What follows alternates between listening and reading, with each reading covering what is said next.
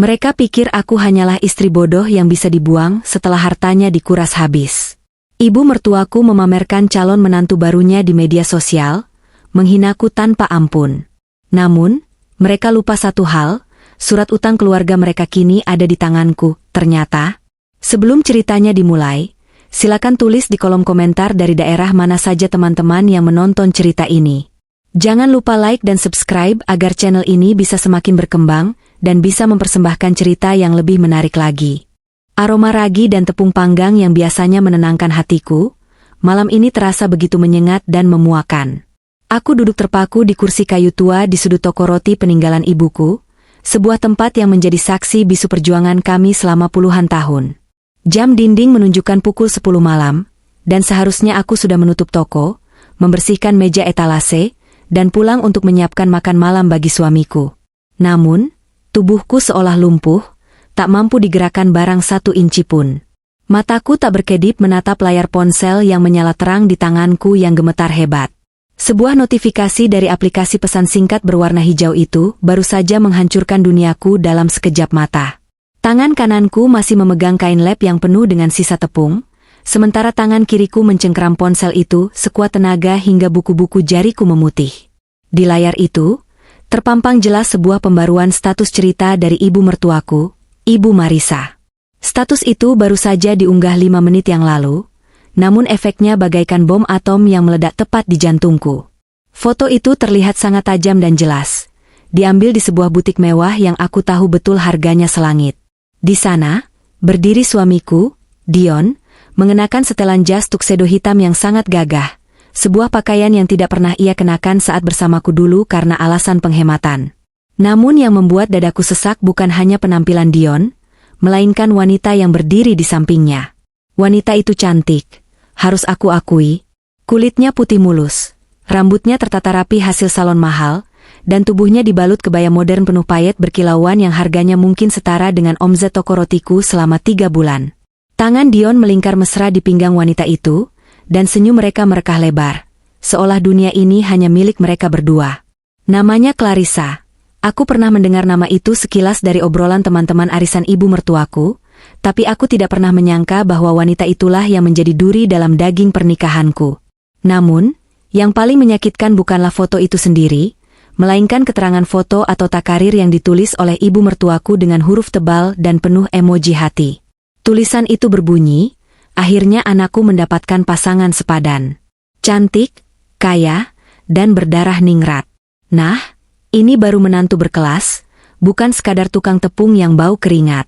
Wajahku terasa panas, seolah ada seseorang yang menampar pipiku bolak-balik dengan keras. Air mata yang sejak tadi mendesak ingin keluar, kini tumpah tanpa bisa kutahan. Rasanya perih sekali. Bukan hanya karena Dion berselingkuh, tetapi karena penghinaan yang begitu telanjang dari wanita yang selama ini aku hormati sebagai pengganti ibuku sendiri. Selama 5 tahun aku mengabdi di keluarga itu, membersihkan rumah mereka, memasak makanan kesukaan mereka, bahkan menyisihkan keuntungan toko rotiku untuk membantu melunasi cicilan mobil Dion, dan inikah balasannya? Disebut tukang tepung bau keringat? Suara lonceng pintu toko yang berdenting keras membuyarkan lamunanku. Aku tersentak kaget dan buru-buru menyeka air mata dengan punggung tanganku yang kotor oleh tepung. Dion masuk dengan langkah lebar dan wajah yang terlihat angkuh. Tidak ada senyum di wajahnya, tidak ada sapaan hangat yang biasa aku harapkan dulu. Ia menatap sekeliling toko dengan tatapan meremehkan, seolah tempat ini adalah kandang hewan yang menjijikkan. Ia berjalan mendekat ke arahku, lalu tanpa basa-basi melempar sebuah amplop coklat besar ke atas meja kasir, tepat di depan hidungku. Amplop itu mendarat dengan suara, plak, yang nyaring, membuatku sedikit terlonjak mundur. Aku menatap amplop itu, lalu menatap wajah Dion yang kini berdiri menjulang di hadapanku. Tatapannya dingin, tanpa sedikit pun rasa bersalah. Ia melipat kedua tangannya di depan dada, sebuah gestur yang menunjukkan dominasi dan ketidaksabaran. "Apa ini?" tanyaku dengan suara parau, berusaha menyembunyikan getaran di tenggorokanku. Aku berharap itu bukan apa yang aku pikirkan, meskipun hatiku sudah menjerit mengatakan bahwa ini adalah akhir dari segalanya. Dion mendengus kasar, seolah pertanyaanku adalah hal paling bodoh yang pernah ia dengar. Ia menarik kursi di depanku dengan kasar, menimbulkan suara decitan yang menyakitkan telinga, lalu duduk sambil menatapku tajam. "Buka saja, kau bisa membaca, kan?" jawabnya sinis. Nada bicaranya begitu asing. Bukan seperti Dion yang dulu melamarku dengan janji manis untuk sehidup semati. Dengan tangan gemetar, aku membuka amplop itu. Di dalamnya terdapat beberapa lembar dokumen dengan kop surat pengadilan agama. Mataku membelalak membaca judul dokumen itu, permohonan cerai talak. Nafasku tercekat. Meskipun aku sudah menduganya setelah melihat foto di ponsel tadi, melihat bukti fisik di depan mata tetap saja membuat jantungku serasa berhenti berdetak. Dion benar-benar ingin membuangku. "Aku sudah mendaftarkannya," ucap Dion datar, seolah ia sedang membicarakan cuaca hari ini. "Minggu depan sidang pertama. Aku harap kau tidak mempersulit keadaan. Tanda tangani saja dan kita selesaikan ini dengan cepat. Aku ingin memulai hidup baru dengan wanita yang bisa membanggakan keluarga, bukan wanita yang hanya sibuk berkutat dengan adonan dan oven panas setiap hari." Aku menatapnya tak percaya. Kata-kata itu meluncur begitu mudah dari mulutnya. "Setelah 5 tahun, Dion. Setelah semua yang kuberikan?" Tanyaku lirih, menatap matanya dalam-dalam, mencari sisa-sisa cinta yang mungkin masih ada. Namun, aku hanya menemukan kekosongan dan ambisi yang gelap di sana. Dion tertawa kecil, sebuah tawa yang meremehkan. "Jangan mulai drama, Anjani. Kau itu membosankan. Kau tidak punya ambisi. Kau hanya puas dengan toko roti kecil ini." Ibuku benar, aku butuh pendamping yang bisa membawaku naik kelas, dan Clarissa adalah jawabannya. Dia punya koneksi, dia punya gaya, dan yang terpenting, dia tidak bau apek seperti toko ini. Tanganku mengepal kuat di bawah meja. Rasa sakit itu perlahan berubah menjadi amarah yang membara. Namun, aku menahannya. Aku tidak boleh meledak sekarang. Aku harus tahu seberapa jauh ia telah bertindak. "Dan satu lagi," lanjut Dion sambil menyeringai, sebuah seringaian yang membuatku ingin muntah. "Kau harus segera berkemas. Bukan hanya dari rumah kita, tapi juga dari toko ini." Aku mengerutkan kening, bingung. "Maksudmu?" tanyaku tajam.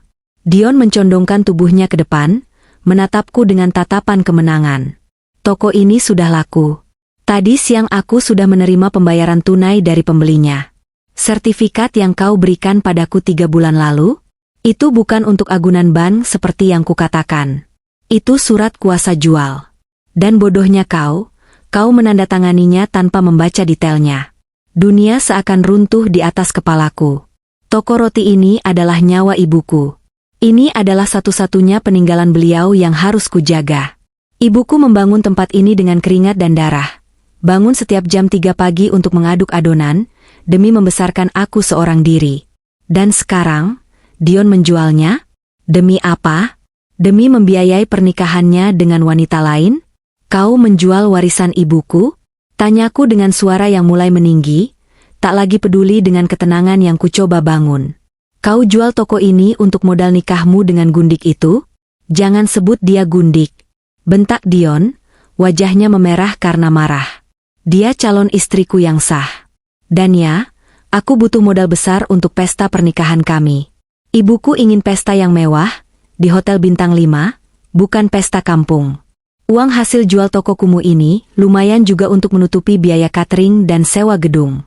Anggap saja itu kontribusi terakhirmu sebagai istri yang berbakti. Dion berdiri, merapikan jasnya yang sedikit kusut. Kau punya waktu 3 hari untuk mengosongkan tempat ini. Pembeli baru ingin segera merenovasinya. Dan jangan coba-coba melapor polisi atau apalah. Secara hukum, aku memegang surat kuasa yang sah darimu. Kau tidak bisa menang. Setelah mengucapkan kalimat kejam itu, Dion berbalik dan melangkah keluar toko tanpa menoleh lagi. Ia meninggalkan aku sendiri di tengah keheningan malam yang mencekam. Suara mesin mobilnya terdengar menderu menjauh, membawa serta sisa-sisa harapanku tentang pernikahan ini. Aku masih duduk terpaku, menatap pintu kaca yang tertutup rapat. Air mataku sudah kering. Rasa sakit di dadaku perlahan berganti menjadi rasa dingin yang menusuk. Mereka pikir mereka sudah menang. Dion pikir dia cerdas. Ibu Marissa pikir dia sudah mendapatkan menantu impian. Namun, ada satu hal yang tidak mereka ketahui. Satu hal fatal yang luput dari perhitungan mereka yang sombong. Aku merogoh saku celemekku yang kotor, mengeluarkan sebuah kunci kecil. Kunci brankas rahasia di bawah lantai gudang, tempat aku menyimpan dokumen-dokumen asli yang paling berharga. Sertifikat yang kuberikan pada Dion 3 bulan lalu, itu hanyalah salinan palsu yang kubuat sangat mirip dengan aslinya. Sebuah langkah antisipasi yang kusiapkan karena firasat burukku yang tak pernah salah. Dion baru saja menjual angin kepada pembeli antah berantah. Dan lebih dari itu, di dalam brankas itu, tersimpan sebuah dokumen lain yang baru saja kuterima sore tadi dari kurir. Dokumen pengalihan utang atau cesye. Dion tidak tahu bahwa perusahaan ayahnya, tempat ia bekerja dan menggantungkan hidup, sedang berada di ujung tanduk. Bapak Galih, mertuaku, memiliki utang jatuh tempo sebesar 30 miliar rupiah kepada seorang rentenir kelas kakap yang kebetulan adalah kenalan lama mendiang kakekku. Dan sore ini, dengan menggunakan seluruh tabungan warisan nenekku yang tak pernah diketahui siapapun, aku telah membeli utang itu. Secara hukum, kini aku adalah pemilik nasib mereka. Aku menatap layar ponselku lagi, menatap wajah sombong Ibu Marisa dan Dion. Silakan tertawa malam ini, bisikku pelan pada kesunyian toko. Nikmati kebahagiaan semu kalian.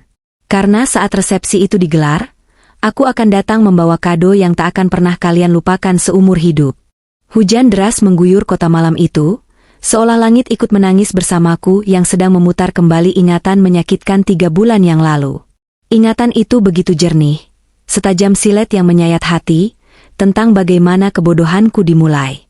Saat itu, kami sedang makan malam di rumah kontrakan sederhana kami. Dion pulang dengan wajah lesu, dasinya longgar, dan kemejanya berantakan.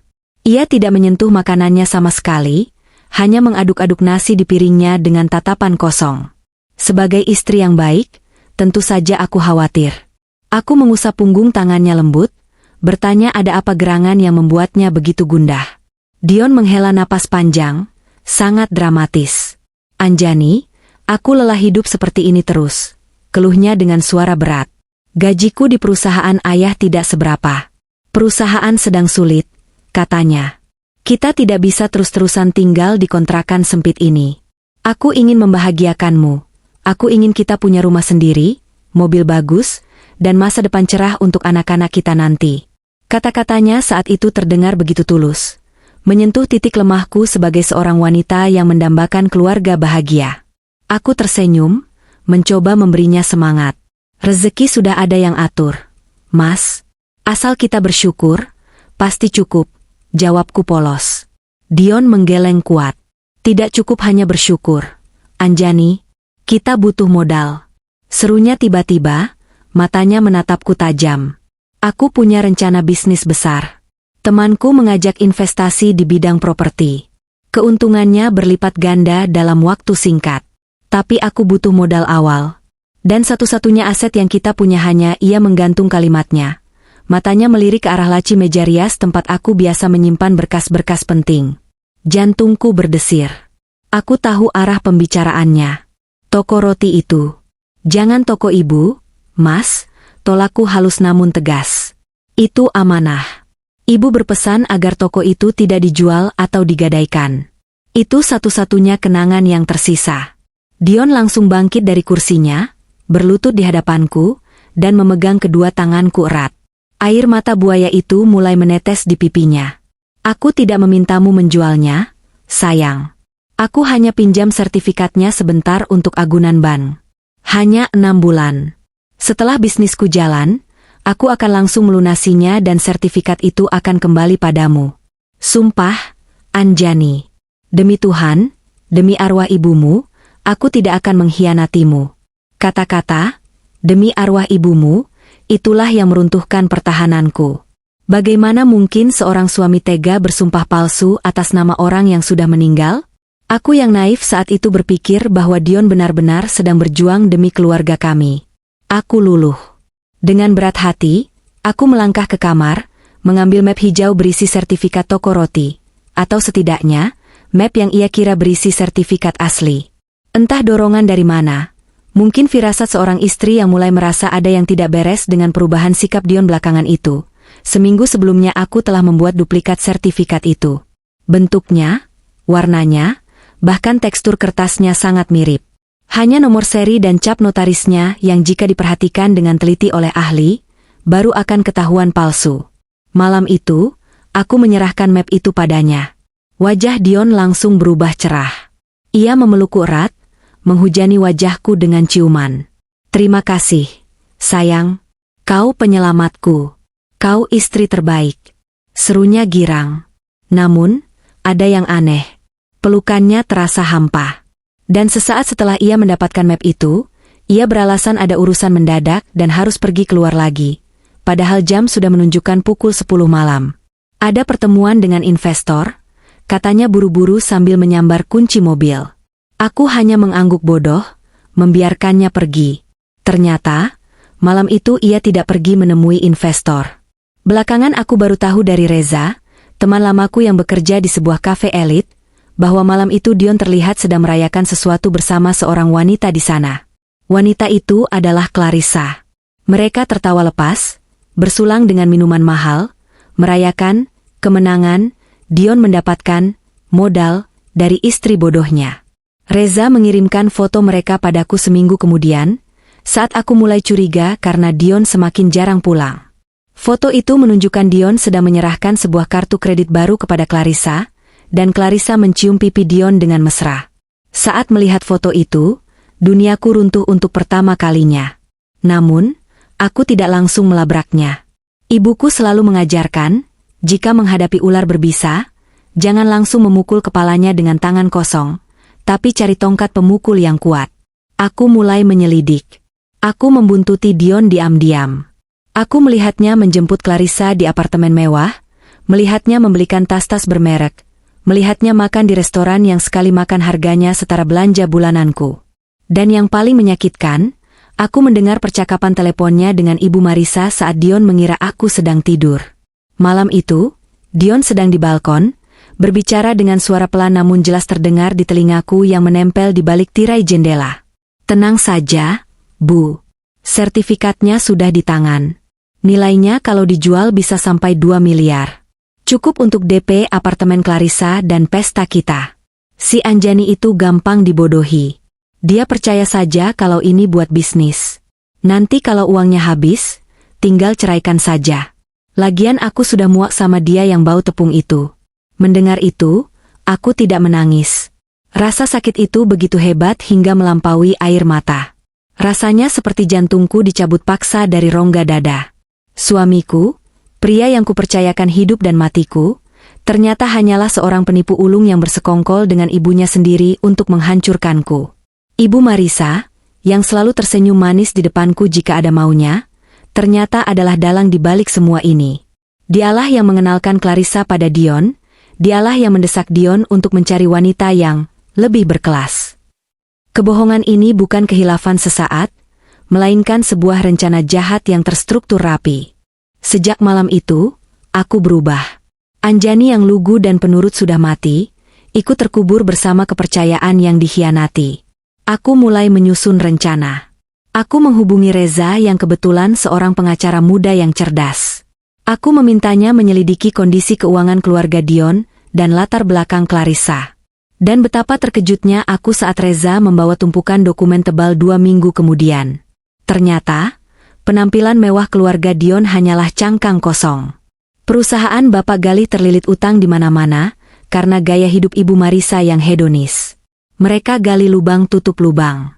Dan Clarissa, wanita yang katanya anak ningrat itu ternyata hanyalah mantan SPG yang pandai memoles diri dan sedang mencari mangsa pria kaya untuk melunasi utang judi online-nya. Ironis sekali, penipu ditipu penipu. Dion mengira ia mendapatkan putri raja, padahal ia sedang memelihara parasit. Dan mereka semua mengira aku adalah domba yang siap disembelih. Mereka tidak tahu bahwa domba ini telah berubah menjadi serigala yang sabar menunggu mangsa lengah. Flashback 3 bulan itu membuat darahku mendidih kembali. Namun, aku menarik napas panjang, menenangkan detak jantungku. Hujan di luar mulai reda, menyisakan gerimis tipis. Aku berdiri dari kursi, melipat celemekku yang kotor. Babak pertama permainan mereka sudah selesai dengan Dion yang merasa menang membawa surat cerai. Sekarang, giliran babakku yang dimulai. Aku akan memainkan peran ini dengan sempurna hingga detik terakhir. Aku mengambil ponselku, mengetik pesan singkat pada Reza. Laksanakan rencana B, besok kita mulai pengambil alihan aset. Pesan itu terkirim dengan tanda centang 2 biru. Tak lama, Reza membalas, "Siap, Bu Bos." Semuanya sudah terkendali. Aku tersenyum miring, menatap bayanganku di cermin etalase toko yang retak sedikit di ujungnya. Wajah itu terlihat lelah, kantung mata menghitam, namun sorot matanya tajam dan nyalang. Tidak akan ada lagi Anjani yang menangis memohon cinta. Yang ada kini hanyalah Anjani yang siap menagih karma, lunas tanpa sisa. Dan pembayaran pertama akan dimulai tepat saat Dion dan Clarissa berpikir mereka sedang berada di puncak dunia. Pagi itu langit kota Jakarta terlihat begitu muram, seolah enggan membiarkan matahari menampakkan wajahnya barang sedetik pun. Awan kelabu menggantung rendah, menciptakan suasana gerah yang tidak nyaman, persis seperti perasaanku saat melangkah masuk ke sebuah kafe tersembunyi di pinggiran kota. Tempat ini dipilih oleh Reza, sahabat lamaku sekaligus pengacara yang kini menjadi satu-satunya orang yang bisa kupercaya. Alunan musik jazz yang lembut menyambut kedatanganku, kontras sekali dengan gemuruh amarah yang sedang bergejolak di dalam dadaku. Aku memilih meja di sudut paling belakang, terhalang oleh pot tanaman hias yang tinggi, tempat yang sempurna untuk membicarakan rahasia yang akan menghancurkan sebuah keluarga terpandang. Reza sudah duduk di sana, penampilannya rapi dengan kemeja biru muda yang digulung hingga siku. Di hadapannya tergeletak sebuah map tebal berwarna hitam yang terlihat sangat mengintimidasi. Wajahnya serius, tidak ada senyum jahil yang biasa ia tunjukkan saat kami bercanda dulu. Saat melihatku datang, ia langsung menegakkan punggungnya dan menggeser kursi untukku. Aku duduk dengan napas yang masih sedikit memburu, bukan karena lelah berjalan, melainkan karena adrenalin yang terpacu sejak aku memutuskan untuk melawan Dion dan keluarganya. Pelayan datang menawarkan menu, namun aku menolaknya halus. Aku tidak butuh kopi atau makanan, aku butuh amunisi untuk perang ini. "Sudah kau dapatkan semuanya?" Tanyaku langsung tanpa basa-basi, suaraku terdengar serak. Reza mengangguk pelan, tangannya menepuk map hitam itu seolah sedang menenangkan binatang buas yang siap menerkam. "Lebih dari yang kau bayangkan, Anjani," jawabnya dengan nada rendah yang penuh peringatan. "Kau harus siapkan mentalmu.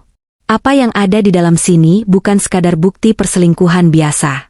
Ini adalah bukti kebusukan yang sudah mengakar bertahun-tahun." Jantungku berdegup kencang. "Seberapa buruk?" tanyaku lagi. Reza tidak menjawab dengan kata-kata, ia perlahan membuka map itu dan mengeluarkan selembar kertas paling atas. Itu adalah laporan keuangan perusahaan mertuaku, PT Galih Perkasa, yang selama ini dibanggakan Dion sebagai kerajaan bisnis warisan ayahnya. Mataku menelusuri angka-angka yang tertera di sana, dan seketika mataku terbelalak. Neraca keuangan itu merah total. Kolom utang jauh lebih panjang daripada kolom aset. "Ini gila," desisku tak percaya. Reza menunjuk satu baris angka yang dilingkari dengan spidol merah. 30 miliar rupiah, Anjani. Itu adalah total utang jatuh tempo yang harus dibayar mertuamu dalam waktu 2 minggu ini. Kreditor utamanya adalah seorang investor swasta yang terkenal kejam dalam menyita aset, namanya Tuan Burhan. Mertuamu menjaminkan segalanya. Rumah mewah mereka, kantor, gudang, bahkan mobil-mobil yang mereka pakai untuk pamer di arisan. Semuanya sudah menjadi jaminan yang siap dieksekusi jika mereka gagal bayar. Aku ternganga. Selama ini, Ibu Marissa selalu tampil dengan tas Hermes baru, pamer liburan ke Eropa, dan mengadakan pesta mewah. Ternyata semua itu dibiayai dari utang? Mereka hidup dalam gelembung sabun yang siap pecah kapan saja. Mereka gali lubang tutup lubang, lanjut Reza menjelaskan.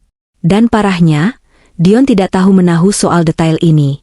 Bapak Galih menyembunyikannya dari anak-anaknya karena gengsi. Dion hanya tahu perusahaan sedang sedikit sulit. Tapi dia tidak tahu kalau kapal yang dia tumpangi sebenarnya sudah karam. Itulah sebabnya Dion begitu ngotot ingin menjual toko rotimu dan mencari istri kaya. Dia butuh suntikan dana segar untuk menyelamatkan muka keluarganya, meskipun dia sendiri tidak sadar seberapa parah lukanya. "Lalu bagaimana dengan Clarissa?" tanyaku, teringat wanita yang digadang-gadang sebagai penyelamat keluarga itu. Reza tertawa sinis, lalu mengeluarkan lembar dokumen lain. Ini bagian yang paling lucu. Clarissa Putri, atau nama aslinya Sumiati, adalah seorang penipu ulung yang sudah masuk daftar hitam beberapa bank. Dia bukan anak ningrat dari Jawa Tengah seperti yang dia akui. Dia mantan sales promotion girl rokok yang banting setir jadi social climber. Tas-tas mewah yang dia pakai, semuanya barang sewaan atau barang palsu kualitas super premium. Mobil Alphard yang dia bawa saat bertemu ibumu, itu mobil rental harian. Reza menyodorkan bukti tagihan kartu kredit Clarissa yang menumpuk, serta catatan utang dari beberapa aplikasi pinjaman online yang gagal bayar. Aku menggelengkan kepala, tak habis pikir. Jadi, Dion meninggalkan istri yang tulus dan punya aset real, demi seorang penipu yang punya utang miliaran juga? Ini benar-benar komedi tragis. Dion berpikir dia mendapatkan tambang emas, padahal dia sedang memeluk bom waktu.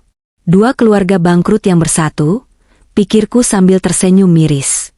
Namun, senyum itu perlahan berubah menjadi seringaian dingin saat sebuah ide gila melintas di kepalaku. Reza, kataku, menatap tajam matanya. Siapa Tuan Burhan ini? Apakah dia butuh uang tunai secepatnya? Reza mengernyitkan dahi, bingung dengan arah pertanyaanku. Tuan Burhan adalah pebisnis tua yang sedang sakit keras. Kabarnya dia ingin melikuidasi aset-aset piutangnya untuk dibagikan ke anak cucunya sebelum dia meninggal. Dia butuh uang tunai, bukan aset sitaan yang ribet proses lelangnya. Kenapa kau bertanya? Aku menarik napas panjang, merogoh tas tanganku, dan mengeluarkan sebuah buku tabungan tua berwarna biru pudar. Ini adalah rahasia yang kujaga rapat-rapat, bahkan dari Dion sekalipun. Nenekku, sebelum meninggal, mewariskan sebidang tanah luas di pinggiran kota yang baru saja dibebaskan untuk proyek jalan tol nasional bulan lalu. Uang ganti ruginya baru saja masuk rekening ini. Reza mengambil buku tabungan itu, membuka halaman terakhir, dan matanya nyaris keluar saat melihat jumlah saldo yang tertera di sana. Anjani, ini, suaranya tercekat. 40 miliar? Kau punya uang tunai sebanyak ini? Aku mengangguk mantap. Dion tidak pernah tahu soal tanah nenek. Dia pikir nenekku cuma petani miskin. Aku ingin menggunakan uang ini untuk membeli utang mertuaku dari Tuan Burhan. Aku ingin memegang surat utang itu.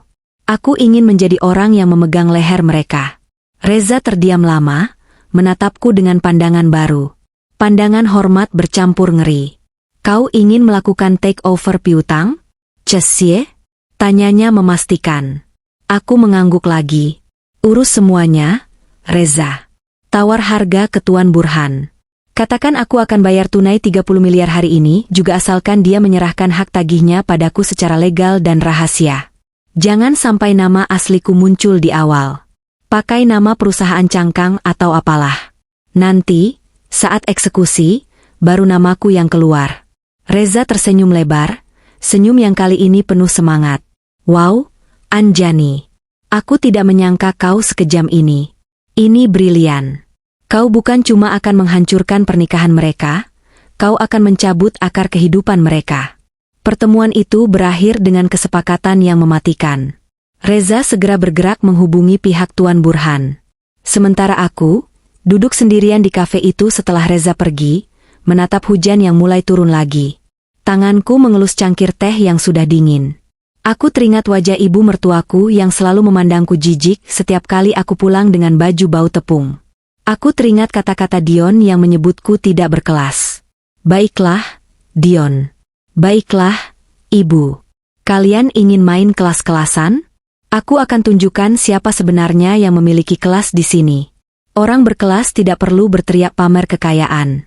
Orang berkelas adalah dia yang bisa membeli harga diri kalian tanpa menawar. Siang harinya, aku kembali ke toko roti seolah tidak terjadi apa-apa. Namun, pandanganku terhadap setiap sudut toko ini sudah berbeda. Ini bukan lagi tempat di mana aku menjadi korban.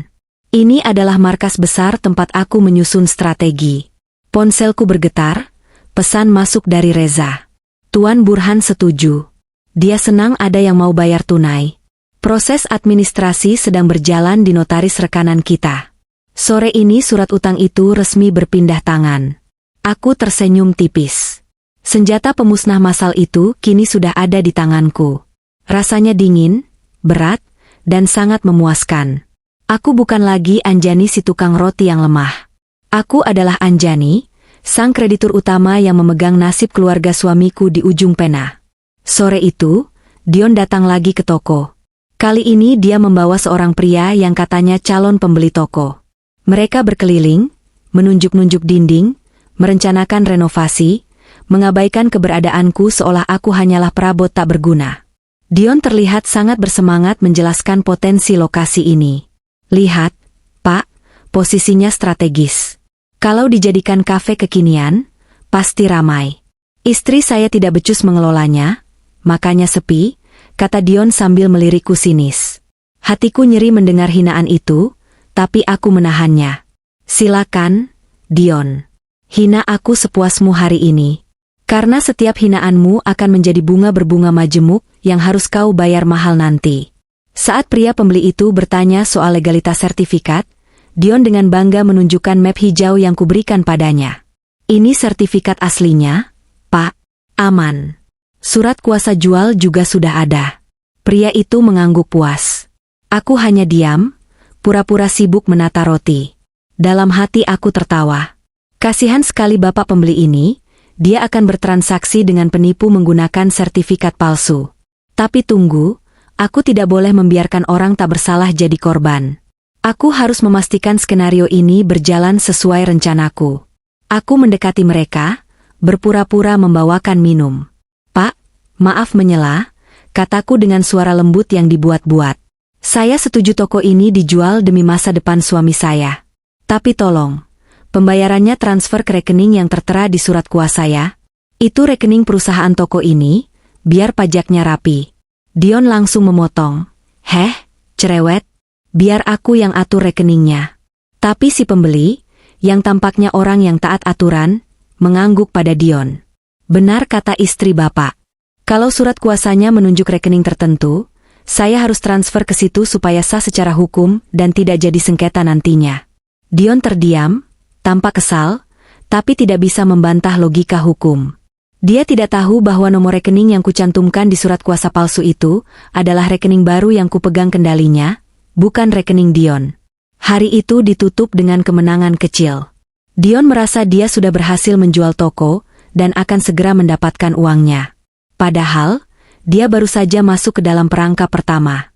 Tapi kemenangan terbesar adalah apa yang ada di tas Reza saat ini. Surat utang senilai 30 miliar. Senjata yang akan meledakkan kehidupan mereka tepat di momen paling bahagia mereka. Aku menatap matahari terbenam dari jendela toko, membayangkan wajah Ibu Marisa saat tahu bahwa menantu yang dia hina ini adalah pemilik hidupnya. Tunggu tanggal mainnya, Ibu. Aku akan ajarkan definisi, berkelas, yang sesungguhnya. 3 hari berlalu dengan sangat lambat, namun setiap detiknya terasa begitu krusial. Rumah yang selama 5 tahun ini kutempati bersama Dion kini terasa seperti neraka yang dingin. Setiap sudut ruangan menyimpan kenangan yang kini berubah menjadi duri. Foto pernikahan kami yang tergantung di ruang tamu sudah diturunkan oleh Dion, diganti dengan lukisan abstrak yang katanya lebih modern, pilihan Clarissa, tentu saja. Aku melihat Dion sibuk menelepon sana-sini, mengurus vendor pernikahan, catering, dan dekorasi.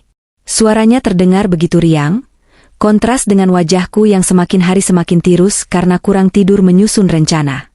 Hari ini adalah hari di mana aku harus angkat kaki dari rumah, sesuai ultimatum Dion. Dia berdiri di ambang pintu kamar, mengawasi aku memasukkan baju-baju ke dalam koper besar. Tangan Dion bersedekap di dada, wajahnya menunjukkan ketidaksabaran. Cepat sedikit, Anjani. Orang dekorasi mau masuk sebentar lagi. Kamar ini akan jadi kamar pengantin kami. Spraynya mau diganti sutra, bukan katun murahan punyamu ini. Kata-kata itu meluncur tajam, menusuk ulu hatiku. Kamar pengantin? Di atas ranjang tempat kami pernah berjanji setia? Dion benar-benar sudah kehilangan nuraninya. Aku tidak menjawab. Aku melipat kebaya pernikahanku dulu, menyentuh kainnya yang halus untuk terakhir kali, lalu memasukkannya ke bagian paling bawah koper. Aku tidak akan membawa apapun yang mengingatkanku padanya, kecuali rasa sakit ini sebagai bahan bakar dendamku. Sudah semua? Tanya Dion lagi, kali ini sambil menendang pelan kaki koperku. Jangan ada yang tertinggal. Aku tidak mau Clarissa melihat barang rongsokanmu. Aku menutup resleting koper dengan sentakan keras, lalu berdiri menghadapnya. Tinggiku hanya sebatas bahunya, tapi hari ini aku merasa jauh lebih tinggi darinya. Tenang saja, Mas. Aku tidak akan meninggalkan sampah di sini. Lagi pula, rumah ini sebentar lagi juga bukan milikmu, kataku datar, menatap matanya lurus. Dion mengerutkan kening, bingung dengan keberanianku. Apa maksudmu? Racau apa kau? Rumah ini warisan ayahku. Tidak ada yang bisa mengambilnya. Aku hanya tersenyum tipis. Jenis senyum yang membuat Dion terlihat tidak nyaman. Kita lihat saja nanti. Selamat untuk pernikahanmu, Mas. Semoga berkesan. Aku menyeret koperku melewatinya, sengaja menabrakkan bahuku ke bahunya dengan cukup keras. Saat aku melangkah keluar dari pintu depan, sebuah mobil hitam mewah sudah menunggu di depan pagar. Itu mobil Reza. Dion yang mengekor di belakangku terbelalak kaget. Siapa itu? Selingkuhanmu? Tuduhnya panik. Jadi selama ini kau juga main gila? Wah, dasar maling, teriak maling. Aku berhenti sejenak, menoleh ke belakang. Jangan samakan aku denganmu, Dion. Itu pengacaraku. Kita bertemu di pengadilan, dan di resepsimu. Tanpa menunggu jawabannya, aku masuk ke dalam mobil. Reza langsung tancap gas, meninggalkan Dion yang berdiri patung di halaman rumah yang rumputnya mulai menguning karena tak terawat. Di dalam mobil, Reza menyerahkan sebuah map tebal berwarna merah. Sudah beres, Anjani. Akta pengalihan hak tagih, Cesye, sudah sah ditandatangani notaris dan pihak Tuan Burhan pagi tadi. Uang 30 miliar dari rekeningmu sudah pindah ke mereka. Sekarang, secara hukum, kau adalah kreditur tunggal PT Galih Perkasa. Kau punya hak penuh untuk memohonkan pilot atau menyita aset kapan saja, karena utangnya sudah jatuh tempo kemarin. Tanganku gemetar saat menerima map itu. Kertas-kertas ini harganya 30 miliar. Harganya setara dengan masa depanku, harga diriku, dan dendamku. Bagaimana dengan undangan resepsi? Tanyaku sambil membelai map itu. Reza tertawa kecil. Tenang, aku punya koneksi di WO yang mereka pakai. Namamu tidak ada di daftar tamu, tentu saja. Tapi aku sudah siapkan undangan VIP khusus untukmu. Dan soal hadiah yang kau minta, tim jurusita pengadilan niaga sudah siap standby di lokasi 2 jam sebelum acara puncak. Mereka hanya menunggu aba-aba dariku. Aku mengangguk puas. Rasanya seperti menyusun potongan puzzle yang rumit. Setiap bagian harus pas, tidak boleh ada celah sedikit pun. Reza membawaku ke sebuah apartemen mewah di pusat kota. Ini tempat tinggal sementaramu, Anjani. Atau tempat tinggal barumu kalau kau suka. Ini salah satu aset investasi yang kubeli untukmu dari sisa uang warisan nenek. Jauh lebih layak daripada rumah kontrakan Dion. Aku tertegun melihat kemewahan apartemen itu. Dinding kaca besar menampilkan pemandangan kota Jakarta yang padat. Perabotan modern, dapur bersih yang lengkap dengan oven canggih. Mataku berkaca-kaca. Nenek, cucumu yang dulu hanya bermain di sawah, kini berdiri di puncak gedung tinggi. Terima kasih, Nek. Uang ini tidak akan kusia-siakan. Malam harinya, di apartemen baruku, aku membuka laptop. Aku memantau pergerakan rekening bank yang kujadikan jebakan untuk Dion. Notifikasi masuk, dana sebesar 2 miliar rupiah baru saja masuk dari pembeli toko roti. Aku tersenyum lebar. Dion, si bodoh itu, pasti sedang menunggu notifikasi di ponselnya yang tak kunjung bunyi. Dia pasti mengira ada keterlambatan sistem bank. Padahal, uang itu sudah aman di rekening PT milikku. Besok, dia akan mulai panik. Dia akan menelepon bank, marah-marah, dan menyadari bahwa dia tidak bisa mengakses uang itu karena dia bukan pemilik sah rekening tersebut. Tapi itu baru permulaan. Aku membuka aplikasi media sosial, membuat akun palsu untuk memata-matai Instagram Ibu Marisa. Dia sedang live. Videonya menampilkan suasana fitting baju keluarga. Ibu Marisa terlihat sibuk mengatur para asisten, memamerkan kain kebaya yang katanya impor dari Prancis. Duh, pusing deh, tamu undangan nambah terus. Yang mau datang pejabat semua, sih. Kita harus pastikan cateringnya cukup. Jangan sampai malu-maluin keluarga besar kita yang terhormat ini, celotehnya di depan kamera, disambut komentar pujian dari teman-teman sosialitanya yang palsu. Di sudut video, aku melihat Bapak Gali duduk termenung, wajahnya pucat dan keringat dingin bercucuran. Dia terlihat memegang dadanya sesekali. Sepertinya dia tahu bom waktu itu hampir meledak. Dia tahu utangnya sudah jatuh tempo dan dia belum bisa bayar. Tapi dia tidak berani bicara pada istri dan anaknya yang sedang gila pesta. Kasihan Bapak Gali, dia hanyalah sapi perah yang sudah kehabisan susu tapi terus dipaksa diperah hingga darah yang keluar. Tapi rasa kasihanku menguap saat teringat dia pun diam saja saat aku diusir. Diam adalah bentuk persetujuan, dan dia bersekongkol dalam kejahatan ini. Aku mengambil ponsel, mengirim pesan pada Reza. Pastikan saat penyitaan aset nanti, ambulans juga standby. Aku tidak mau Bapak Gali mati di tempat sebelum merasakan kemiskinan. Aku ingin mereka semua panjang umur untuk menikmati buah karma yang mereka tanam. Reza membalas dengan emotikon jempol. Kejam, tapi adil. 2 hari sebelum resepsi, Dion meneleponku. Puluhan missed call menghiasi layar ponselku. Aku membiarkannya berdering sampai mati, lalu berdering lagi. Akhirnya, aku mengangkatnya dengan suara malas. "Halo, Anjani," teriak Dion di ujung sana, suaranya panik setengah mati. "Uang penjualan toko. Kenapa belum masuk rekeningku?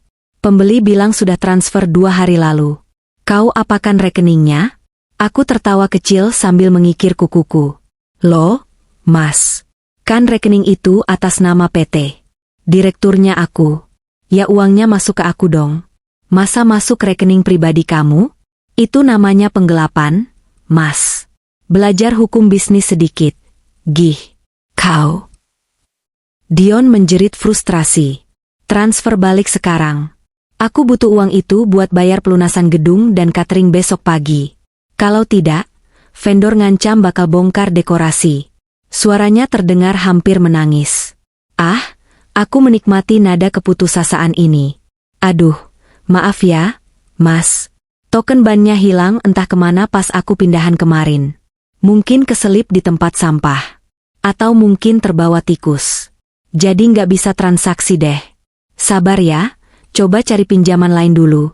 Anjani, jangan main-main. Aku bunuh kau," ancamnya. Wah, takut. "Sudah ya, Mas. Aku mau maskeran dulu. Biar cantik pas datang ke nikahanmu nanti. Dadah." Aku memutus sambungan telepon dan langsung memblokir nomornya. Aku membayangkan Dion yang sedang membanting ponselnya sekarang. Dia pasti sedang kelimpungan mencari pinjaman sana-sini. Dan tebak, tidak akan ada yang mau meminjamkan uang dalam jumlah besar secara mendadak kepada orang yang checking BI-nya merah seperti dia. Inilah seni perang sesungguhnya. Memotong jalur logistik lawan sebelum serangan utama. Dion akan memasuki hari pernikahannya dengan kondisi stres, tanpa uang, dan penuh ketakutan. Mentalnya sudah mulai retak. Dan besok lusa, saat dia berdiri di pelaminan dengan senyum palsu, aku akan datang membawa palu godam untuk menghancurkan sisa-sisa kewarasannya. Aku berdiri, berjalan ke arah jendela, menatap lampu-lampu kota Jakarta yang berkelap-kelip. Tunggu aku, Clarissa. Tunggu aku, Ibu Marissa. Menantu yang kalian buang ini akan kembali sebagai ratu yang akan mencabut mahkota kalian. Hari yang dinanti-nanti oleh Dion dan keluarganya akhirnya tiba. Hari Sabtu yang cerah, langit biru bersih seolah merestui pesta pora mereka. Atau mungkin, langit sedang bersiap memberikan panggung yang sempurna untuk sebuah tragedi yang akan dikenang selamanya. Aku berdiri di depan cermin setinggi tubuh di apartemen baruku, menatap pantulan sosok wanita yang nyaris tak kuku kenali. Tidak ada lagi Anjani dengan daster lusuh penuh tepung, tidak ada lagi Anjani dengan rambut dicepol asal-asalan. Wanita di cermin itu mengenakan gaun malam berwarna hitam pekat berbahan bludru yang memeluk tubuhnya dengan sempurna. Gaun itu sederhana namun memancarkan aura keanggunan yang dingin dan mengintimidasi. Sebuah revenge dress yang kupesan khusus dari desainer langganan Reza. Rambutku yang biasanya hanya disisir seadanya, kini ditata ikal gantung yang elegan, membingkai wajahku yang dipoles riasan bold namun tidak berlebihan. Lipstik merah marun di bibirku adalah simbol keberanian yang selama ini terkubur oleh rasa patuh yang buta. Aku menyemprotkan parfum mahal yang wanginya tajam dan berkelas, wangi kesuksesan yang akan segera kuraih. Ponselku bergetar di atas meja rias. Pesan dari Reza, pasukan sudah siap di posisi. Tunggu aba-abamu. Aku tersenyum, memasukkan ponsel itu ke dalam clutch berkilauan yang kupegang. Hari ini, aku bukan tamu undangan. Aku adalah eksekutor. Perjalanan menuju hotel bintang 5 tempat resepsi digelar terasa sangat singkat. Jantungku berdegup kencang, bukan karena takut, melainkan karena antusiasme yang membara. Mobil mewah yang disewa Reza berhenti tepat di lobi hotel. Doorman membukakan pintu dengan hormat, menyapaku dengan sebutan, Madam. Aku melangkah turun, hak sepatu stiletoku berbunyi, tak-tak-tak, yang tegas di lantai marmer lobi, menarik perhatian beberapa orang yang sedang berlalu lalang. Aku mengangkat dagu, berjalan lurus menuju Grand Ballroom. Di depan pintu masuk, terpampang foto prewedding Dion dan Clarissa yang dicetak sangat besar. Mereka berpose mesra dengan latar belakang Menara Eiffel, editan Photoshop murahan yang mungkin hanya disadari oleh orang yang jeli. Di bawahnya tertulis, Dion o Clarissa, a Royal Wedding. Royal? Cih, lebih tepatnya, Royal Death. Suasana di dalam ballroom sangat megah. Lampu kristal raksasa menggantung di langit-langit, memendarkan cahaya keemasan ke seluruh ruangan. Bunga-bunga segar, mawar putih dan lili, mendominasi dekorasi, menebarkan aroma harum yang memabukkan. Ratusan tamu sudah hadir. Mayoritas adalah kolega bisnis Bapak Gali yang sebenarnya sudah lama tidak berhubungan, dan tentu saja, teman-teman sosialita Ibu Marissa yang datang untuk pamer perhiasan. Aku berjalan masuk, dan seketika itu juga, beberapa pasang mata menoleh ke arahku. Bisik-bisik mulai terdengar. Itu siapa? Cantik sekali, bisik seorang ibu berkonde tinggi. Bukannya itu Anjani? Istri pertamanya Dion? Kok beda banget? Sahut yang lain dengan nada tak percaya. Aku mengabaikan mereka, terus berjalan membelah kerumunan menuju area VIP yang letaknya tak jauh dari panggung pelaminan. Di atas pelaminan yang megah bak istana raja itu, Dion dan Clarissa duduk bak raja dan ratu sehari. Dion tampak gagah dengan jas abu-abu silver, meski aku bisa melihat ketegangan di garis rahangnya. Clarissa mengenakan gaun pengantin berekor panjang bertabur kristal Swarovski, atau mungkin kaca biasa, siapa yang tahu. Di samping mereka, Bapak Gali dan Ibu Marissa berdiri dengan senyum lebar yang dipaksakan. Ibu Marissa sibuk melambaikan tangan ke sana kemari, memastikan semua orang melihat betapa suksesnya dia menikahkan anaknya. Namun, mataku menangkap kegelisahan Bapak Galih.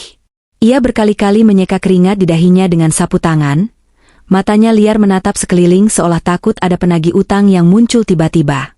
Dan ketakutannya itu sangat beralasan. Aku mengambil tempat berdiri di dekat meja prasmanan VIP, posisi strategis di mana aku bisa melihat panggung dengan jelas, dan mereka pun bisa melihatku. Aku mengambil segelas mocktail dari nampan pelayan yang lewat, menyesapnya perlahan sambil menatap tajam ke arah pelaminan. Saat itulah, Dion melihatku. Matanya membelalak lebar, seolah melihat hantu. Ia menyenggol lengan Clarissa, lalu membisikkan sesuatu. Clarissa menoleh, dan wajahnya yang penuh dempul tebal itu seketika berubah masam. Ibu Marissa pun menyadarinya. Ia menatapku dengan tatapan jijik bercampur kaget. Mulutnya komat kamit, mungkin sedang mengutuk kenapa tukang tepung itu berani datang ke pesta mewahnya dengan penampilan seanggun ini. Ini saatnya. Aku meletakkan gelas di meja, merogoh ponsel dari dalam tas. Aku membuka aplikasi perbankan, memastikan saldo rekening Dion, rekening yang ia gunakan untuk operasional acara ini, masih kosong melompong. Dion memang ceroboh. Dia memberikan akses mobile bankingnya padaku dulu saat kami masih bahagia, agar aku bisa membantunya transfer gaji, dan dia lupa mengganti passwordnya. Tentu saja aku tidak mengambil uangnya, karena memang tidak ada uang di sana. Tapi aku bisa memantau transaksinya. Aku melihat ada beberapa percobaan transaksi keluar dalam 1 jam terakhir yang gagal karena saldo tidak mencukupi. Kasihan sekali. Aku mengetik pesan singkat ke nomor Dion, Ibu Marissa, dan Bapak Gali secara bersamaan. Pesannya sederhana, cek m-banking kalian sekarang. Vendor catering dan gedung menunggu pelunasan dalam 5 menit, aku menekan tombol kirim. Di atas panggung, Aku melihat Dion merogoh saku jasnya. Ia membaca pesan itu, wajahnya pucat pasi. Dengan tangan gemetar, ia membuka aplikasi bank di ponselnya. Ibu Marisa juga melakukan hal yang sama, ia bahkan hampir menjatuhkan ponsel mahalnya. Detik berikutnya, kepanikan mulai terjadi. Aku melihat seorang pria bertubuh tegap dengan AirPods di telinganya, manajer catering, berjalan cepat naik ke atas panggung. Ia mendekati Dion, berbisik dengan wajah serius dan tegas. Dion terlihat menggeleng-gelengkan kepala, mencoba bernegosiasi, menunjuk-nunjuk ke arah pintu keluar seolah bilang, nanti saya ambil uangnya. Tapi manajer catering itu tidak mau tahu. Ia menunjuk jam tangannya, lalu menunjuk ke arah meja prasmanan di mana para staf catering mulai berhenti menyajikan makanan. Tamu-tamu mulai menyadari ada yang tidak beres. Piring-piring kosong tidak diisi ulang. Minuman mulai habis. Musik orkestra yang tadinya syahdu, kini terasa canggung karena Dion dan manajer itu mulai berdebat dengan suara yang agak keras, meski masih tertahan. Pak, sesuai perjanjian, pelunasan sisa 50% harus tunai atau transfer sebelum acara dimulai. Ini sudah telat 1 jam. Bukti transfer yang Bapak janjikan mana? Suara manajer itu lama-lama terdengar sampai ke barisan depan. Dion berkeringat dingin. Sebentar, Pak, ada kesalahan sistem. Uang saya ada, cuma nyangkut. Kasih saya waktu 10 menit lagi. Ibu Marisa ikut nimbrung, mencoba menggunakan taktik intimidasi andalannya. Kamu tidak tahu siapa saya? Saya ini pelanggan VIP. Masa soal uang segitu saja diributkan? Nanti suami saya transfer. Jangan bikin malu di depan tamu, bentaknya dengan suara melengking. Namun manajer itu tidak gentar. Maaf, Bu. Instruksi dari manajemen pusat, kalau tidak lunas sekarang, kami tarik semua makanan. Kami tidak mau rugi. Kekacauan mulai menyebar. Para tamu mulai berbisik-bisik lebih keras. Kok ribut-ribut di panggung? Katanya kaya, masa bayar catering ditagih pas acara. Itu lihat, Bapak Gali kok kayak mau pingsan. Aku menikmati pemandangan ini dengan kepuasan yang luar biasa. Ini baru permulaan, sayang. Mental mereka sedang dihancurkan perlahan. Rasa malu mulai merayap naik ke leher mereka, mencekik kesombongan yang selama ini mereka agung-agungkan. Dion terlihat seperti tikus yang terpojok.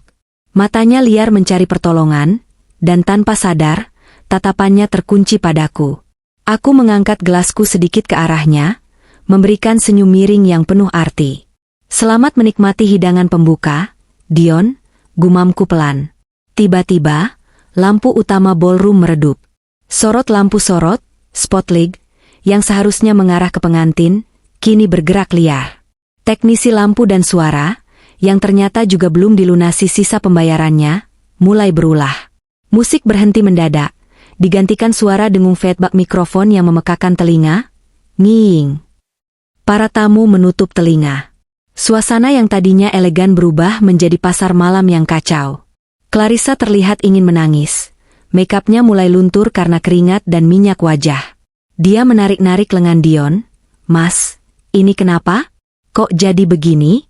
Kamu bilang semuanya sudah beres. Temanku banyak yang datang, aku malu. Dion menepis tangan Clarissa kasar. Diam kau. Aku lagi pusing.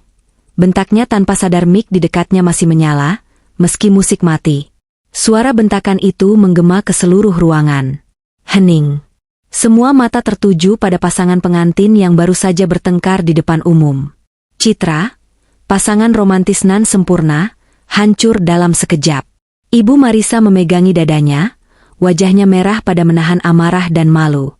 Bapak Gali sudah duduk lemas di kursi pelaminan, matanya kosong. Inilah serangan psikologis yang kurencanakan. Membuat mereka panik, membuat mereka saling menyalahkan, dan membuat mereka kehilangan muka di depan orang-orang yang ingin mereka kagumi.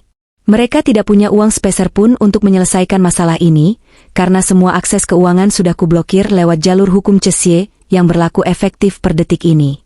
Rekening perusahaan Bapak Gali sudah dibekukan oleh bank atas perintah pengadilan, berkat kerja cepat Reza pagi tadi, dan rekening Dion memang kosong sejak awal. Mereka terjebak dalam pesta mewah tanpa dompet. Sebuah ironi yang sangat lezat. Aku melangkah maju, membelah kerumunan tamu yang sedang bingung. Hak sepatuku kembali berbunyi, kali ini lebih tegas. Aku berjalan menuju tangga panggung. Reza yang muncul entah dari mana, memberiku sebuah mikrofon wireless yang berfungsi dengan baik. Rupanya dia sudah mengamankan operator sound system. Aku naik atas panggung dengan gerakan lambat dan penuh percaya diri. Dion menatapku dengan horor. "Anjani, mau apa kau? Turun. Jangan bikin keributan," desisnya panik. Tapi aku tidak peduli. Aku berdiri di tengah panggung, di antara pengantin dan orang tua mereka, lalu menatap ratusan tamu yang kini menatapku penasaran. "Selamat siang, hadirin sekalian," sapaku ramah, suaraku menggema jernih dan berwibawa. "Mohon maaf atas gangguan teknis kecil ini. Sepertinya tuan rumah kita sedang mengalami sedikit kendala likuiditas." Aku menekankan kata likuiditas sambil melirik Bapak Galih yang semakin menunduk. Dion maju hendak merebut mikrofonku, tapi dua orang petugas keamanan bertubuh besar, orang sewaan Reza, langsung naik dan menghalanginya. Dion terdorong mundur, jatuh terduduk di kursi pelaminan, tepat di sebelah gaun Clarissa yang mengembang. "Kau siapa?" Berani-beraninya mengacaukan pestaku, teriak Clarissa, suaranya cempreng dan tidak berkelas sama sekali. Aku menoleh padanya, tersenyum manis. "Oh, perkenalkan. Saya Anjani, istri sah Dion yang uang warisan ibunya dipakai untuk membiayai gaun palsumu itu." Suara kaget membahana di seluruh ruangan. "Hah? Istri sah? Jadi Dion belum cerai?" "Gaun palsu?" Gumaman para tamu semakin riuh bagaikan lebah yang sarangnya diganggu. Serangan psikologis tahap pertama berhasil sempurna. Mental mereka sudah hancur, pertahanan mereka sudah jebol. Sekarang, saatnya masuk ke tahap kedua. Saatnya fakta berbicara dan menghabisi sisa-sisa harga diri mereka tanpa ampun. Dion masih terduduk lemas di kursi pelaminan, wajahnya pucat pasi seperti mayat hidup. Dia menatapku dengan campuran rasa takut dan benci, tapi tak bisa berbuat apa-apa karena dua penjaga kekar berdiri menghalanginya. Clarissa menangis histeris, makeup di wajahnya luntur membentuk aliran sungai hitam di pipinya, membuatnya terlihat seperti badut yang menyedihkan. Sementara itu, Ibu Marissa mencoba bangkit, menunjuk wajahku dengan jari telunjuknya yang gemetar dihiasi cincin berlian, yang sebentar lagi akan kubuktikan itu pun hasil utang. "Dasar wanita gila, turun kamu. Satpam. Mana satpam hotel? Usir perempuan kampung ini," teriaknya parau. Aku tertawa kecil, suara tawaku menggema dingin melalui pengeras suara. "Simpan suaramu, Bu Marissa. Satpam hotel tidak akan bergerak karena saya yang membayar mereka hari ini. Lebih tepatnya, saya membayar mereka menggunakan uang yang seharusnya menjadi hak saya." Aku memberi isyarat tangan kepada Reza yang berdiri di dekat operator multimedia. Layar proyektor raksasa di belakang pelaminan, yang tadinya menampilkan foto prewedding editan itu, kini berubah menjadi hitam sejenak, lalu menyala menampilkan sebuah slide presentasi yang sangat jelas. "Mari kita luruskan beberapa hal, agar para hadirin yang terhormat tidak bingung," kataku tenang, layaknya seorang CEO yang sedang mempresentasikan laporan tahunan. Slide pertama muncul. Judulnya besar, "Sumber Dana Pernikahan." Di sana terpampang bukti transfer, foto buku tabungan, dan alur uang yang sangat rinci. Hadirin sekalian, pesta mewah yang kalian nikmati hari ini, gedung, catering, dekorasi, semuanya dibiayai dari hasil penjualan sebuah toko roti kecil. Toko roti warisan almarhumah ibu saya, yang dijual diam-diam oleh suami tercinta saya, Dion, tanpa sepengetahuan saya. Aku menoleh ke arah Dion. "Kau pikir kau menjualnya seharga 2 miliar, kan, Mas? Dan kau pikir uangnya hilang karena sistem ban?" Aku menekan tombol clicker di tanganku. Slide berganti menampilkan bukti transaksi rekening PT Anjani Bakery. Di sana terlihat jelas dana masuk sebesar 2 miliar rupiah, lengkap dengan tanggal dan jamnya. "Uang itu tidak hilang, Dion. Uang itu masuk rekening perusahaan saya. Karena sertifikat yang kau curi dan kau jual itu palsu. Dan surat kuasa yang kau pakai itu menunjuk rekening saya. Terima kasih sudah menjadi maklar gratisan untuk penjualan asetku sendiri. Uang itu aman, dan tidak sepeser pun akan kupakai untuk melunasi utang catering pestamu ini." Dion ternganga, matanya nyaris keluar. Kau menjebakku," desisnya. Kau menipuku dengan sertifikat palsu, aku mengangguk santai. Hanya mengamankan apa yang menjadi hakku. Orang cerdas tidak akan membiarkan maling masuk rumah tanpa memasang perangkap, kan? Para tamu undangan mulai bertepuk tangan pelan, sebagian tertawa, sebagian menggeleng kagum. Simpati mereka mulai bergeser. Narasi, istri kampung yang diceraikan, yang dibangun Ibu Marisa hancur berkeping-keping. Selanjutnya, kataku lantang, memotong protes Ibu Marisa. Slide berganti lagi. Kali ini menampilkan profil seorang wanita. Foto KTP, foto lama yang terlihat kumuh, dan daftar riwayat hidup. Judulnya, siapa sebenarnya menantu berkelas ini? Foto itu jelas wajah Clarissa, tapi namanya tertulis, Sumiati.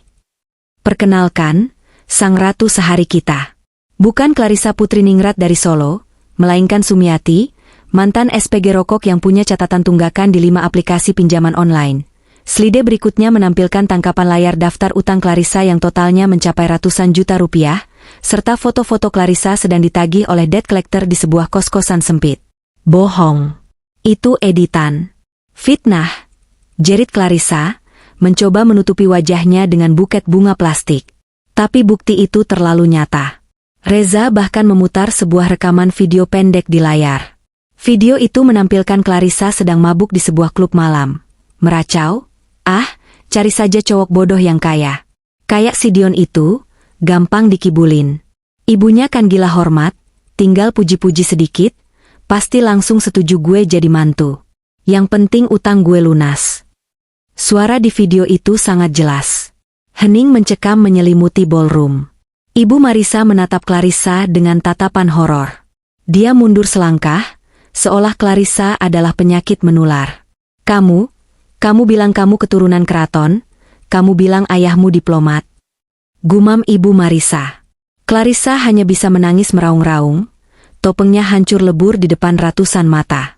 Dasar penipu, teriak Ibu Marisa, melupakan bahwa dia sendiri pun penipu dalam konteks yang berbeda. Dia mencoba memukul Clarissa dengan tas tangannya, menciptakan tontonan konyol di atas pelaminan. Tunggu dulu, ibu mertuaku sayang. Jangan marah dulu. Selaku, menghentikan drama mertua menantu itu. Drama keluargamu belum selesai. Aku menekan tombol lagi. Slide berganti menampilkan tangkapan layar percakapan WhatsApp. Itu adalah chat antara Dion dan Clarissa sebulan yang lalu. Dion, sabar ya beb. Si tua bangka, ibuku, itu memang rewel banget minta pesta mewah. Padahal duit udah nipis.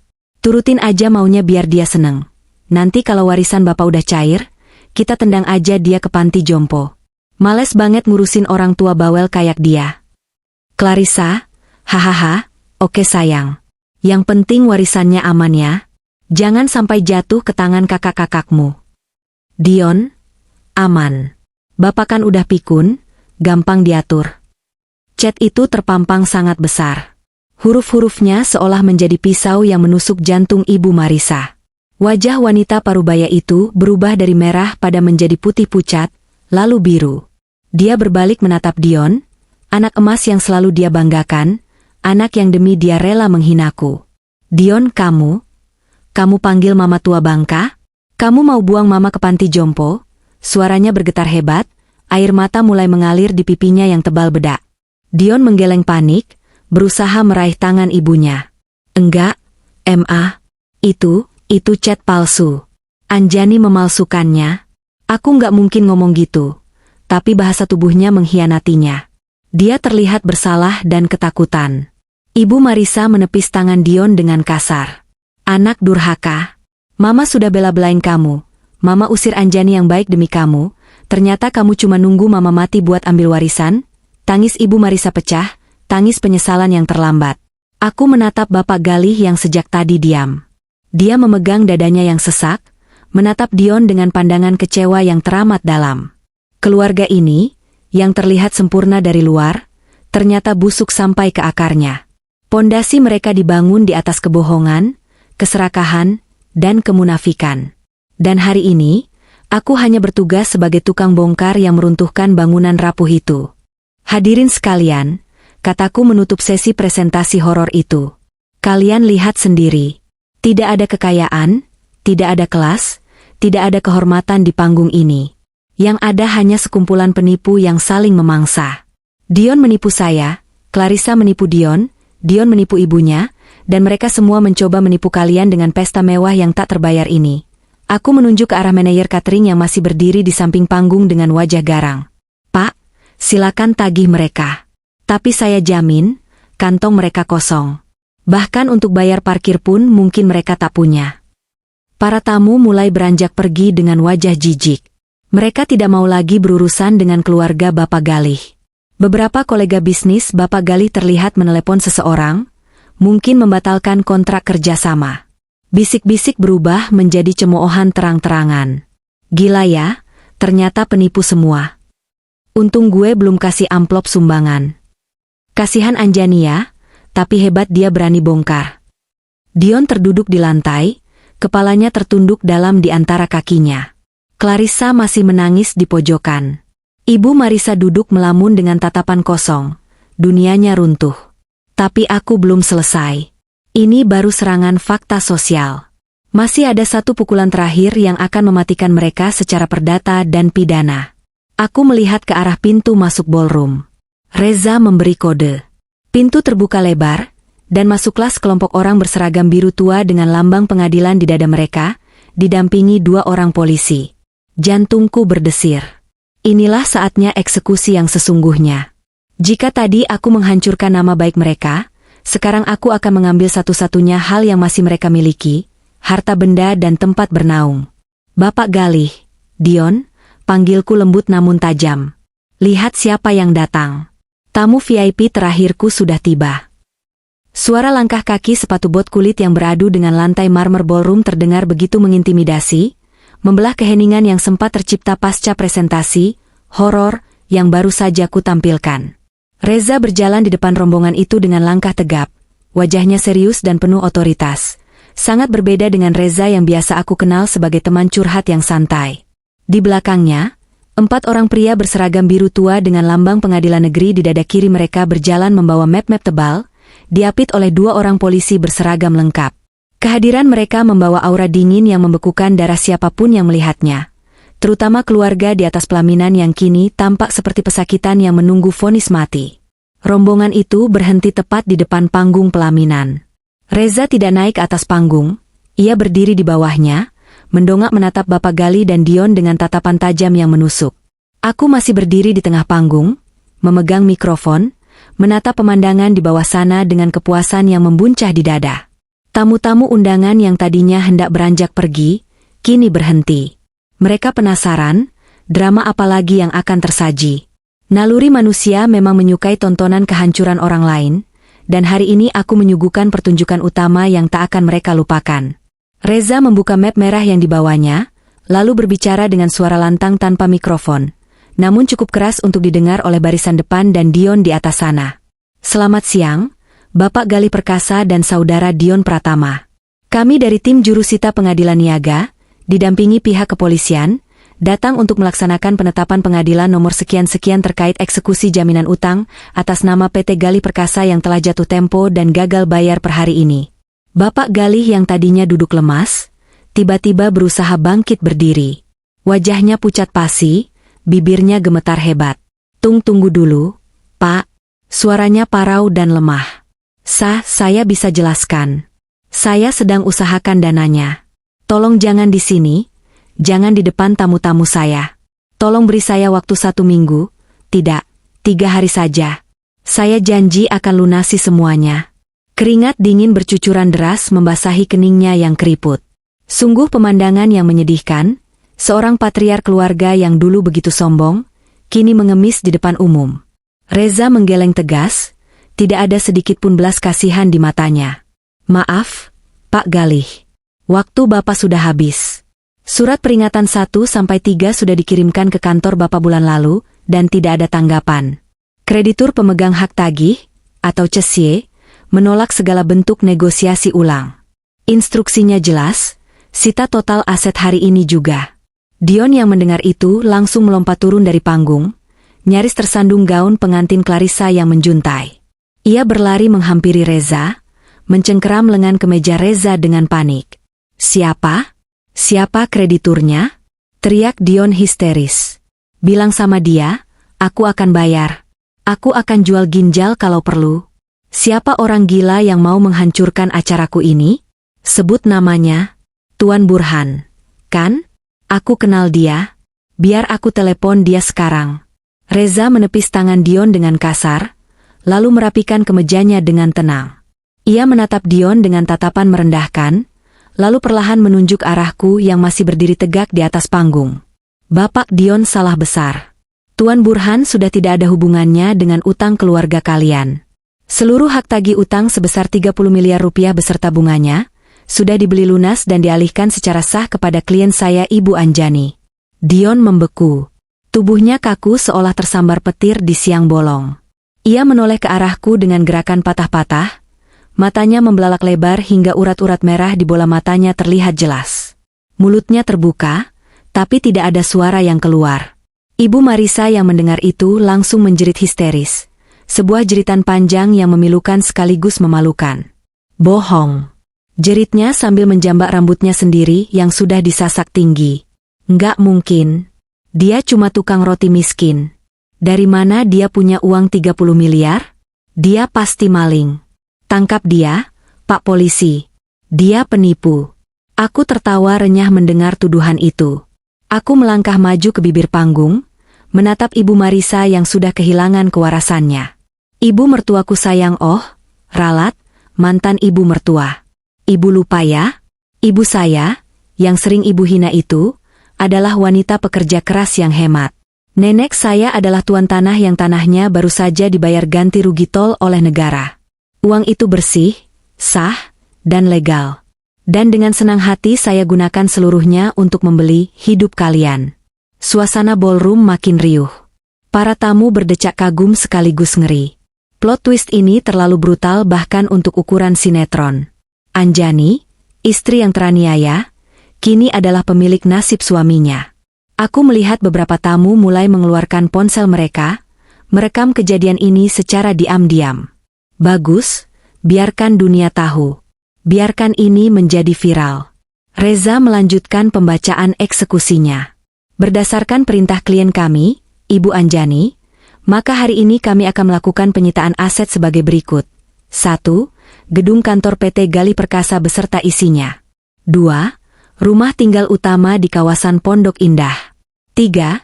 Seluruh kendaraan yang terdaftar atas nama perusahaan maupun pribadi Bapak Gali dan Dion, termasuk mobil Alphard putih yang terparkir di lobi hotel ini, yang digunakan sebagai mobil pengantin. Clarissa yang sedari tadi menangis, tiba-tiba bangkit berdiri.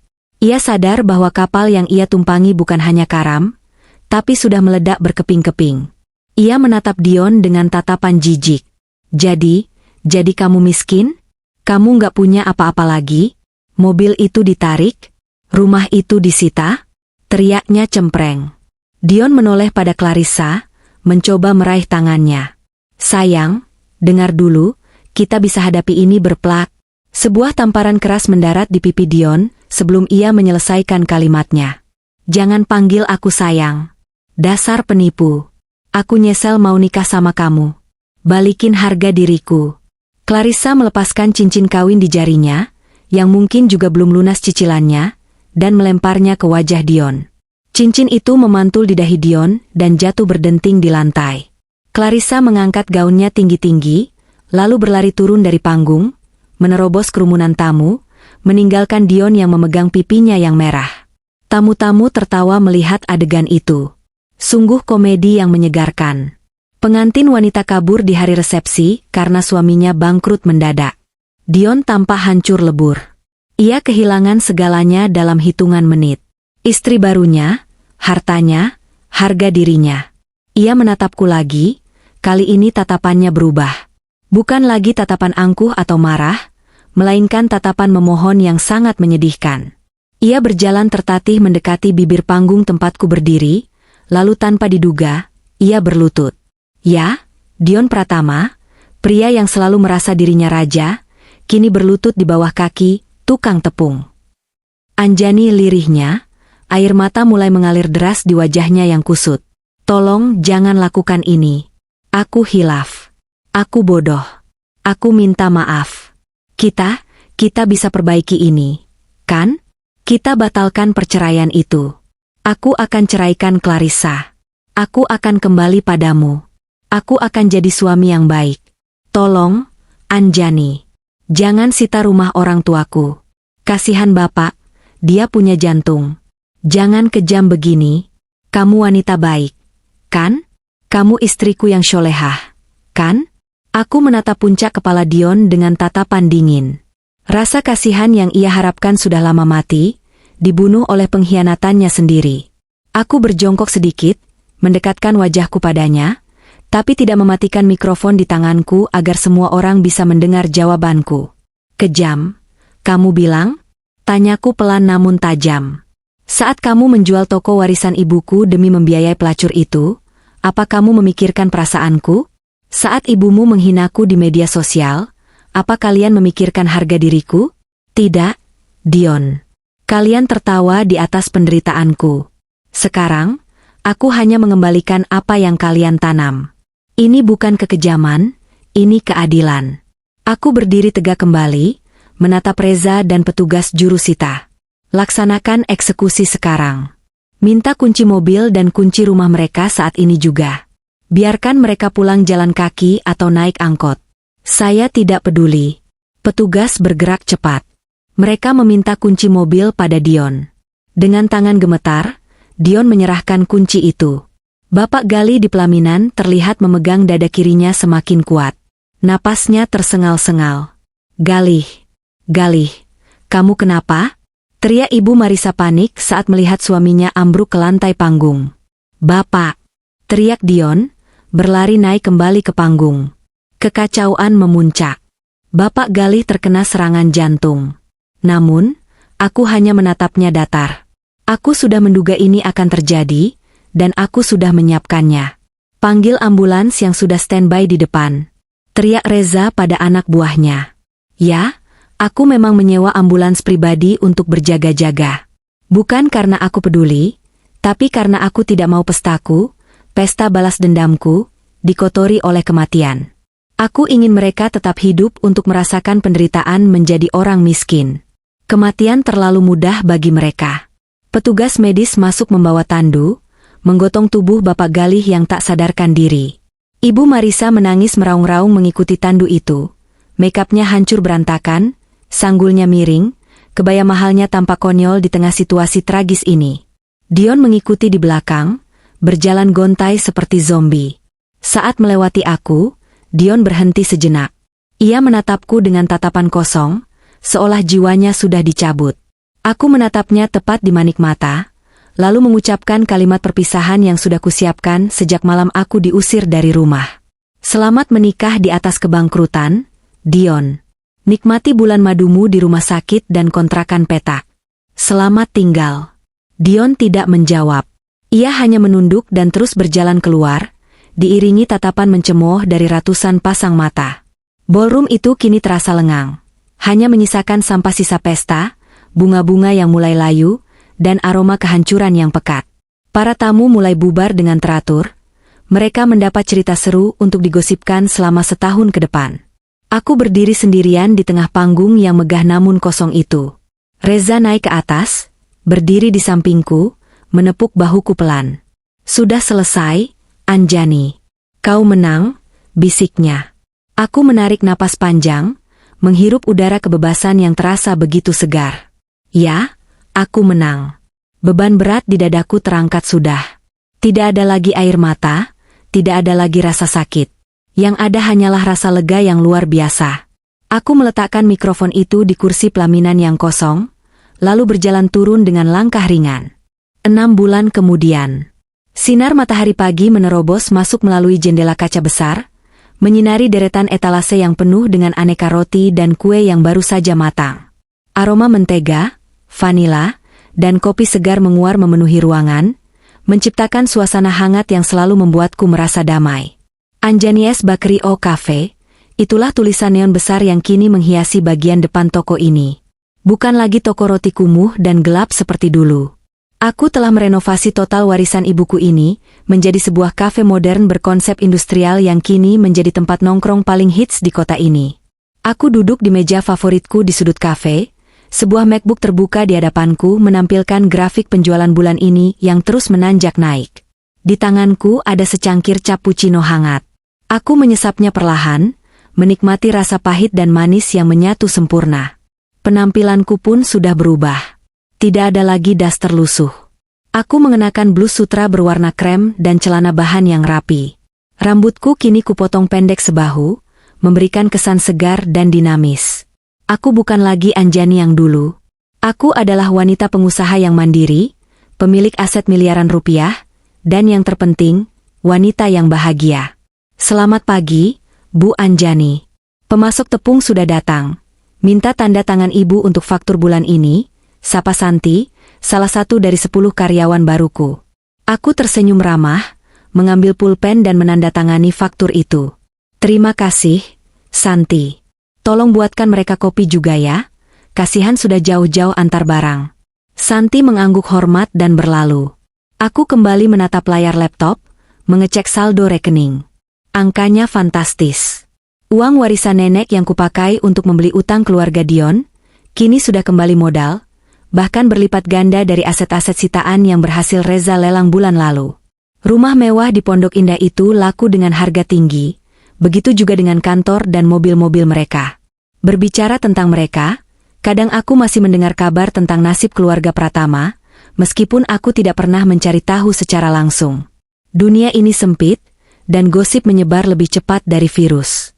Bapak Gali berhasil selamat dari serangan jantung itu, tapi ia mengalami stroke yang membuatnya lumpuh separuh badan. Kini ia hanya bisa berbaring di kasur tipis di sebuah rumah kontrakan sempit di pinggiran kota, area kumuh yang sering banjir jika hujan deras. Biaya pengobatannya hanya mengandalkan BPJS kelas 3, tanpa fasilitas VIP yang dulu selalu ia banggakan. Ibu Marisa? Wanita sosialita itu kini nasibnya paling tragis. Karena tidak punya keahlian apa-apa selain pamer, ia terpaksa berjualan gorengan di depan kontrakan mereka untuk menyambung hidup. Teman-teman arisan sosialitanya, tentu saja sudah menghilang semua. Tidak ada yang mau berteman dengan penjual gorengan yang punya suami stroke. Kabarnya, ia sering terlihat melamun saat menggoreng pisang, bergumam sendiri tentang tas Hermes dan liburan ke Paris, membuat tetangga mengira ia mulai gila. Karma memang tidak pernah salah alamat, dan ia datang menagih dengan bunga berbunga. Lalu Dion, mantan suamiku yang tampan dan ambisius. Seminggu yang lalu, tanpa sengaja aku melihatnya. Saat itu aku sedang menyetir mobil baruku, sebuah SUV merah yang kubeli tunai, melewati kawasan pergudangan untuk mengecek lokasi cabang baru. Di lampu merah, aku melihat sosok pria kurus, berkulit hitam terbakar matahari, sedang memanggul karung beras dari sebuah truk. Wajahnya kusam, matanya cekung, dan ia memakai kaos partai yang sudah bolong di bagian ketiak. Itu Dion. Dia kini bekerja sebagai kuli panggul harian. Saat itu, Dion sempat menoleh ke arah mobilku. Kaca mobilku gelap, jadi dia tidak bisa melihatku. Tapi aku bisa melihatnya dengan jelas. Dia menatap mobilku dengan tatapan iri bercampur lelah, lalu kembali memanggul karung berat itu sambil dimarahi oleh mandornya. Kerja yang benar. Jangan bengong. Kalau nggak kuat pulang sana, bentak si mandor. Dion hanya menunduk, tidak berani melawan. Dion yang dulu membentakku karena masakan kurang asin, kini harus menelan bentakan orang lain demi sepiring nasi.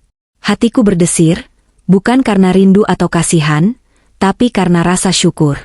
Tuhan telah menyelamatkanku dari pria yang tidak tahu bersyukur itu. Bagaimana dengan Clarissa? Si gundik yang mengaku ningrat itu? Reza memberitahuku bahwa ia tertangkap polisi 2 bulan lalu, dalam sebuah penggerebekan pesta narkoba, di sebuah tempat hiburan malam kelas 3. Ternyata setelah meninggalkan Dion, ia kembali ke dunia lamanya, menjadi wanita penghibur, dan terjerumus semakin dalam. Kini ia mendekam di penjara, wajah cantiknya rusak karena pemakaian narkoba, dan tidak ada satupun orang yang menjenguknya. Ia membusuk di sel jeruji besi, tempat yang pantas untuk seorang penipu. Aku menutup laptopku, menghela napas panjang yang melegakan. Semua sudah berakhir. Badai itu sudah berlalu, menyisakan langit yang cerah. Dendamku sudah terbayar lunas, tuntas tanpa sisa. Tapi kemenangan terbesarku bukan melihat mereka menderita. Kemenangan terbesarku adalah melihat diriku sendiri bangkit. Aku berhasil membuktikan bahwa Anjani si tukang roti bisa berdiri di atas kakinya sendiri, bahkan terbang lebih tinggi dari mereka yang pernah menginjaknya. Lonceng pintu kafe berbunyi. Reza masuk dengan senyum lebar, membawa sebuah map baru. "Hei, Bu Bos. Sibuk menghitung uang?" Godanya sambil duduk di hadapanku. Aku tertawa kecil. "Hanya mengecek stok, Reza." "Ada kabar apa?" Reza meletakkan map itu di meja. "Kabar baik. Proses balik nama ruko di sebelah sudah selesai. Kita bisa mulai jebol tembok minggu depan untuk perluasan area makan. Kafe ini akan jadi 2 kali lipat lebih besar." Aku menatap Reza, sahabat yang selalu ada di sampingku. "Terima kasih, Reza. Tanpa kamu, aku mungkin masih menangis di pojokan kamar." Reza menggeleng. "Tidak, Anjani. Kamu kuat karena dirimu sendiri. Aku cuma membantu membukakan jalan. Kamu yang berani melangkah." Aku menatap keluar jendela kaca, melihat hiruk-pikuk kota yang sibuk. Di seberang jalan, seorang ibu muda sedang menggandeng anaknya membeli balon. Mereka tertawa bahagia. Aku tersenyum. Hidup ini indah jika kita berani memperjuangkannya. Aku tidak akan menoleh ke belakang lagi. Masa laluku yang kelam bersama Dion sudah kukubur dalam-dalam di bawah puing-puing kebangkrutan mereka. Kini, aku melangkah ke depan, menyongsong masa depan yang cerah, penuh harapan, dan tentu saja penuh dengan aroma roti yang manis. Selamat tinggal, masa lalu. Selamat datang, kehidupan baru. Dan untuk mereka yang pernah menyakitiku, terima kasih. Rasa sakit yang kalian berikan telah menempaku menjadi berlian yang tak terkalahkan. Aku, Anjani, telah memenangkan pertarungan ini dengan telak.